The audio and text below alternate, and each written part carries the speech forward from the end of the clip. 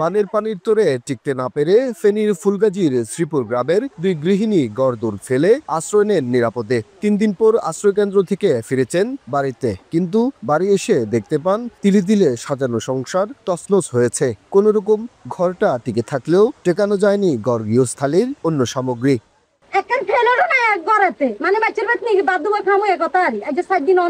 আমাদের সব নিয়ে গেছে, আমাদের 7-8টা বাসা কেউ নাই।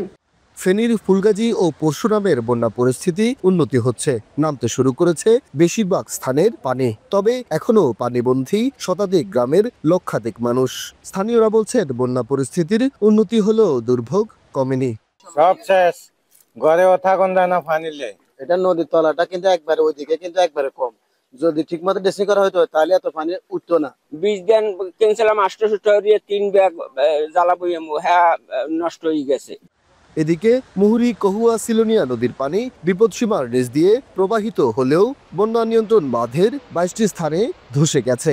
এতে পানি প্রবেশ অব্যাহত থাকায় ফেনী সদর, ছাগলনাইয়া ও দাগনভূঞা উপজেলার নতুন নতুন এলাকা প্লাবিত হচ্ছে।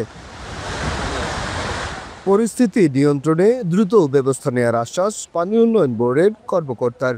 আমাদের ওয়াটার লেভেল 9 নিচে নেমে গেছে, নদীতে তেমন পানি নাই। তবে যে ভাঙ্গাগুলো ভাঙছে এরিয়া আমরা সার্ভে করতেছি, আমরা কিছুদিনের ভিতরেই কাজ করবো আর কি বন্ধ করার জন্য। পানি নামলে লোকাল পানি নেমে গেলে হয়তো 1 সপ্তাহের ভিতরে আমরা বন্ধ করার চেষ্টা করবো। বছর না ঘুরতেই ভারী বর্ষণ আর উজানের ঢলে সৃষ্ট বন্যায় নষ্ট হয়েছে আউশের বীজতলা, ব্যাপক ক্ষতির মুখে সবজি ক্ষেত ও পোল্ট্রি খাত। এছাড়া বানের পানিতে ভেসে গেছে প্রায় 1700 হেক্টর জমির ফসল, প্লাবিত হয়েছে প্রায় 1000 পুকুরের প্রায় 5 কোটি টাকার মাছ, ক্ষতিগ্রস্ত হয়েছে সড়ক সহ নানা অবকাঠামো।